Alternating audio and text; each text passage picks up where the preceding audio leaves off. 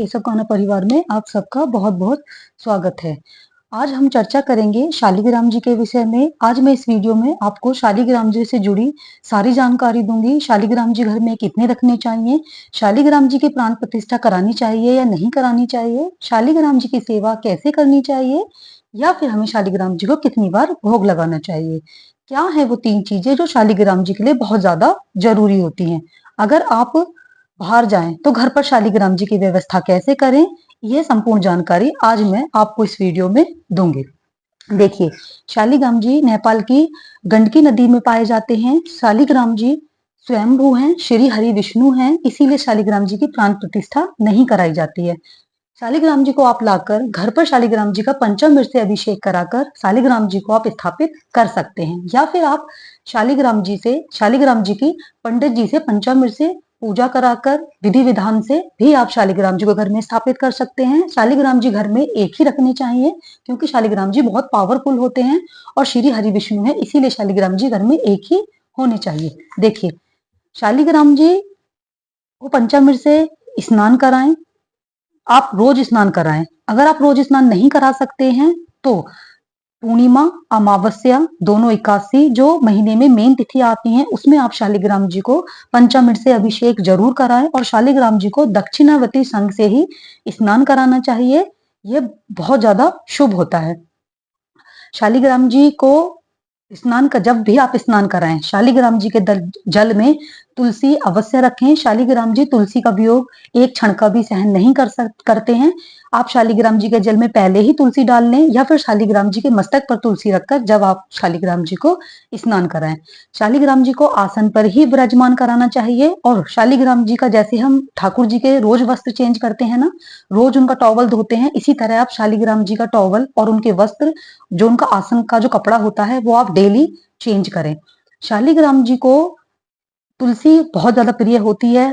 कई बार ऐसा होता है कि तुलसी घर में अवेलेबल नहीं होती है, इसीलिए देखिए ये मैं वृंदावन से लेकर आई थी। ये प्योर तुलसी की माला है। आसन पर पहले तुलसी की माला रखें, फिर शालिग्राम जी को उस पर विराजमान कराएं।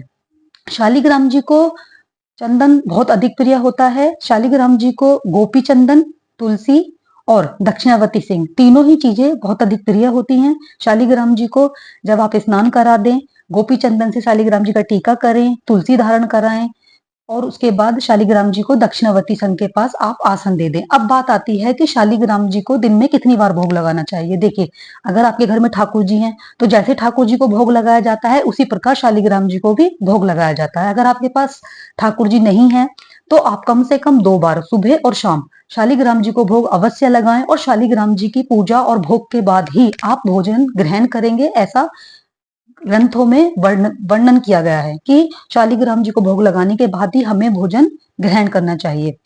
अब बात आती है कि यदि आप घर से बाहर जाते हैं तो शालिग्राम जी की व्यवस्था कैसे करके जाएं। अब शालिग्राम जी को हम बाहर लेकर जा तो नहीं सकते, इसलिए कैसे व्यवस्था करें। देखिए, एक पात्र लीजिए, पात्र में गंगा जल भरिए, उसमें तुलसी डालिए, शालिग्राम जी को स्थान दीजिए उसमें।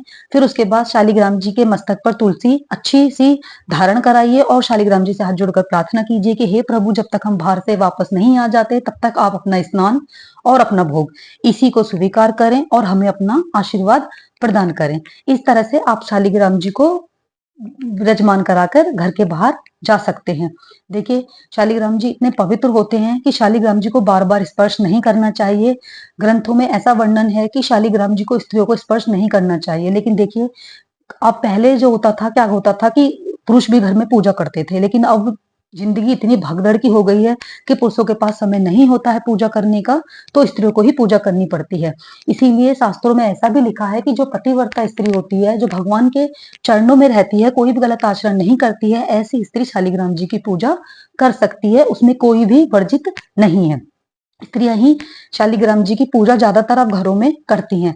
देखिए, मैंने पहले वाली वीडियो में भी आपको एक बार बताया था कि सर्दियों में तुलसी की दिक्कत हो जाती है, तो इसी वजह से आप तुलसी को सुखा के, उसके बीज, मंजरी, पत्ते, लकड़ियों को सुखाकर बारीक पाउडर बना के रख लीजिए।